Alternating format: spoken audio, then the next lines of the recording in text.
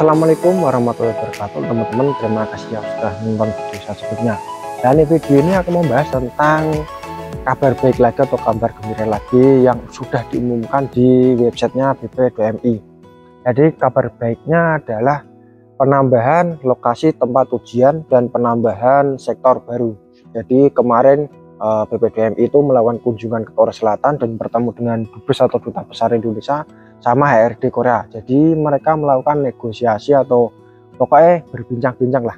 Itu menimbulkan atau memunculkan, menghasilkan itu penambahan lokasi untuk tes dan penambahan sektor yang diusulkan oleh BP2MI. Karena jumlah atau peserta yang ikut tes EPS Topik atau ujian untuk ke Korea itu sudah melebihi kapasitas.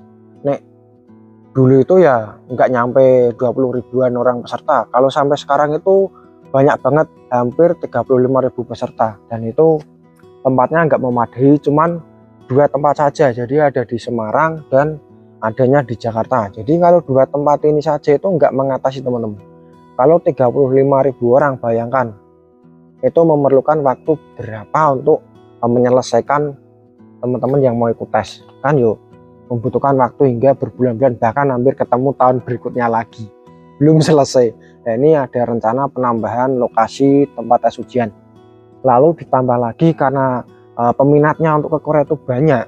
Jadi pemerintahan kita atau BP2MI itu melakukan negosiasi atau meminta tambahan sektor. Nah, ini kita bahas, videonya kita simak sebagai berikut.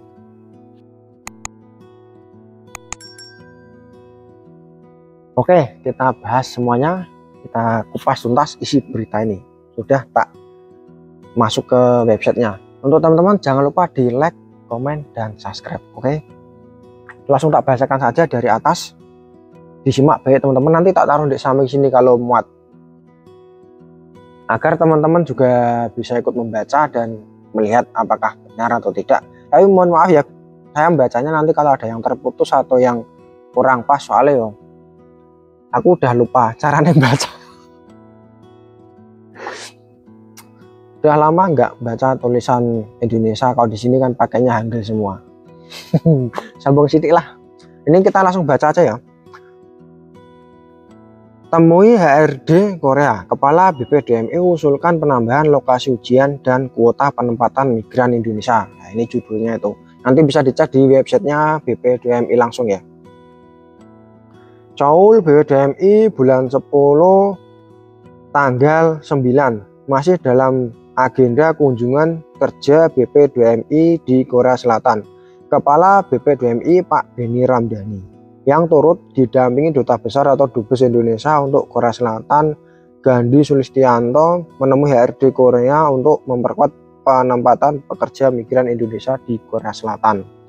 Ini BP2MI atau pemerintahan kita itu melakukan kunjungan ke Korea Selatan. Pak Beni mengusulkan untuk penambahan lokasi ujian dalam proses penempatan skema G2G yang selama ini hanya dilakukan di kota Jakarta dan Semarang lah. Bener toh? Selama ini yang diadakan cuma di Jakarta dan Semarang. Kalau 2 tempat ini terus pesertanya 35.000 orang lebih, itu ya mumet sing ngatur lah. Ndak rampung-rampung sing tes itu.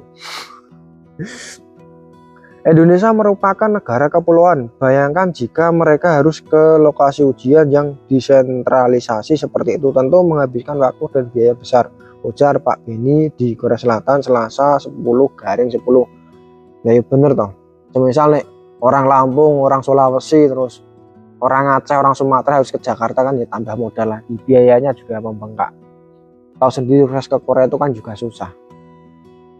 Pak Beni menjelaskan saat ini penempatan skema government to government atau G2G untuk sektor perikanan dan manufaktur terus berjalan. Korea Selatan merupakan negara idol yang pilihan bagi pekerja migran Indonesia. Artinya animo masyarakat untuk bekerja di Korea Selatan sangat besar. Jadi memang benar sih, untuk peminat bekerja ke Korea Selatan ini sangat besar. Peminatnya juga banyak dibanding ke negara lain. Dibandingkan ke Taiwan, ke Jepang, ke Arab Saudi dan lain-lain, Hong Kong, itu paling besar animonya ke Korea Selatan karena gaji di Korea Selatan itu ya tergolong paling besar. Meskipun Jepang gajinya besar, tapi kan statusnya kebanyakan visanya visa magang, jadi gajinya tidak seberapa. Kalau visanya TG atau visa yang lain itu gajinya gede. Cuman kan kalau yang setara, gajinya setara itu di Korea, jadi gajinya itu di atas rata-rata. Kalau di sini UMR kan 2 juta won, itu gaji itu di sini gaji yang 2 juta won itu jarang banget. Rata-rata itu gajinya di atas 2 juta won semua. Lanjut lagi.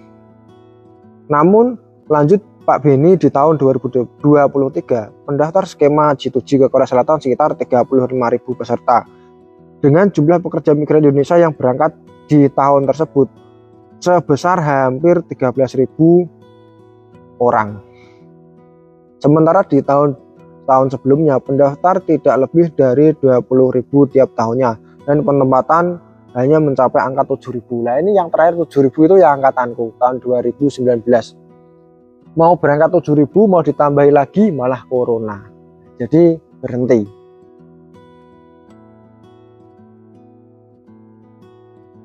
Lanjut lagi, jadi tahun 2023 adalah suatu pencapaian di mana animo masyarakat semakin besar.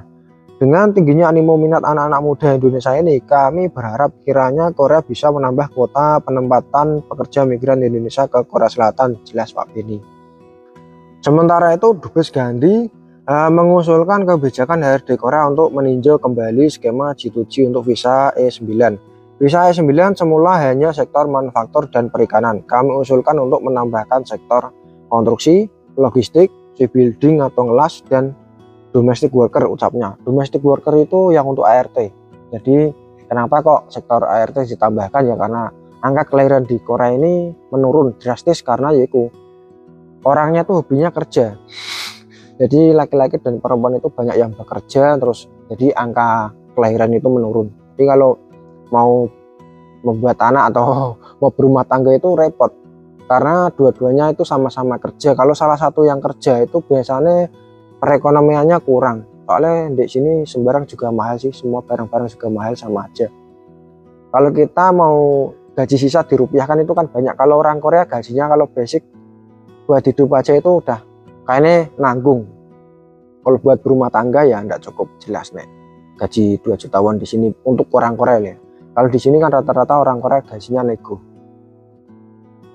Jadi semoga saja sektor yang ditambahkan ini di ACC, dan pokoknya ya berdoa saja biar di ACC sama pemerintahan Korea direalisasikan. Ya lumayan kalau ditambah sektor lagi konstruksi, logistik, shipbuilding, dan domestic worker. Nah, ini masuk G2G. Lebih baik masuk G2G daripada masuknya P2P. Kalau G2G itu prosesnya lebih murah. Dubes Gandhi menjelaskan ada kebijakan baru dari pemerintah Korea Selatan yang mengizinkan pembantu rumah tangga bekerja di Seoul agar dapat meningkatkan tingkat kelahiran warga negara Korea Selatan yang selama ini cukup rendah. Bener toh, kelahiran di Korea Selatan ini sangat rendah.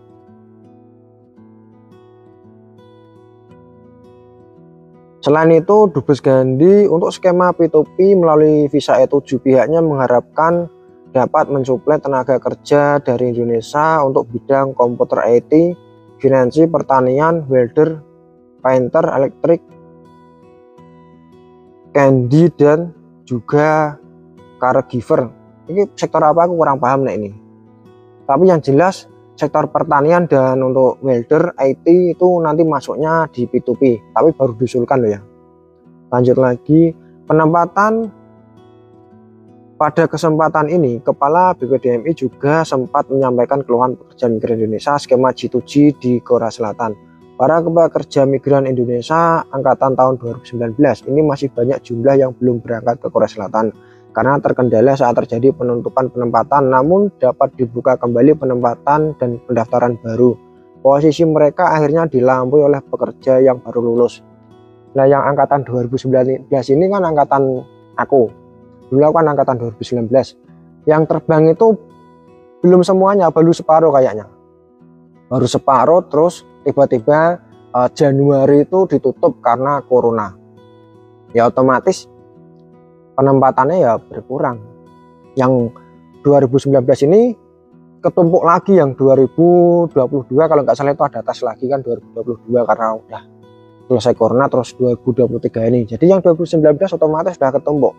Nah ini diusulkan untuk yang tes 2019 itu diselesaikan atau diterbangkan dulu.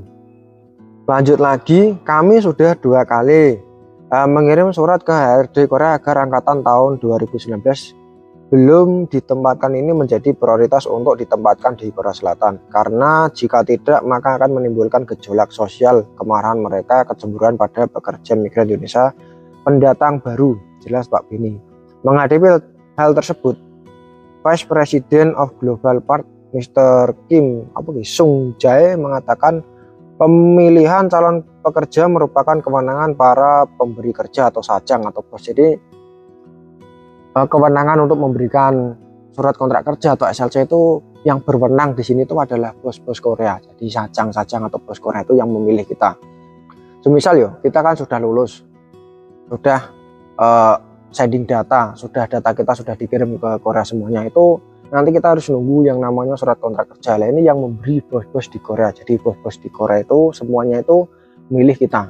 Ya tergantung kita dapat yang bosnya kayak gimana itu kita tidak bisa milih. Jadi yang milih itu bos-bos Korea milih kita.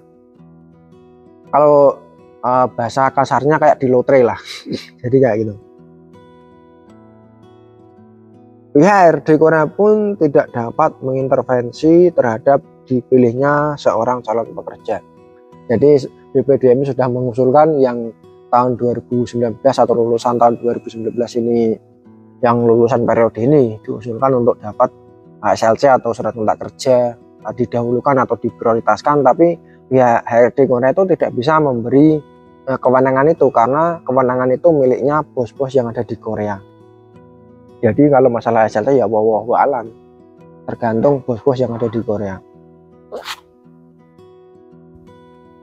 Jadi tak jelaskan intinya teman-teman. Jadi teman-teman yang belum paham yang saya bacakan ini tak jelaskan intinya. Jadi untuk tes-tes yang ada di Korea atau skema untuk bekerja ke Korea itu, ya pemerintah kita itu mengusulkan untuk penambahan lokasi atau tempat ujian karena pesertanya itu udah melampaui puluhan ribu, bahkan mencapai 35.000. Kalau tempat tesnya hanya 2 di Semarang dan Jakarta itu kurang memadai, karena teman-teman tahu sendiri pesertanya lebih dari 35.000 orang, sedangkan untuk ke Korea itu kan prosesnya 1 tahun sekali. Kalau 2 tempat ini untuk mengurai dalam waktu 1 tahun itu kewalahan. Tempatnya itu kewalahan, terus jadwalnya itu terlalu padat. Nah ini BPDMI mengusulkan untuk penambahan lokasi ujian untuk sektor G2G. Terus ada lagi dari BPDMI juga mengusulkan untuk tambahan sektor lagi. Jadi pemerintahan kita itu mengusulkan ditambahan lagi sektor konstruksi, logistik, shipbuilding, domestik atau ART. Jadi yang dengar-dengar ya, di sini udah ada kan pengumuman tadi tak baca itu, yang sektor facing karena banyak yang kabur itu rencana mau ditutup atau sudah diberhentikan sementara. Jadi untuk sektor yang facing itu yang masuknya G2G itu sementara ditutup. Nah ini diganti, pemerintah kita mengusulkan sektor baru yaitu sektor konstruksi, logistik, shipbuilding, dan domestic worker atau ART. Tapi kalau masuk sektor G2G ini pasti ada plus minusnya. Kalau masuk sektor G2G itu harus bisa bahasa Korea, dan intinya itu nanti akan diadakan sama kayak manufaktur dan facing, ada tes CPS topiknya. Tapi kemungkinan ya kalau masalah belajar bahasanya itu nggak terlalu penting nih menurutku sih. Paling yang dipentingkan itu yang nilainya tinggi nantinya itu yang domestic worker atau ART, karena ART kan kerjanya di rumah, otomatis setiap hari ketemu sama orang Korea. Tapi kalau untuk yang sektor kayak logistik, terus konstruksi,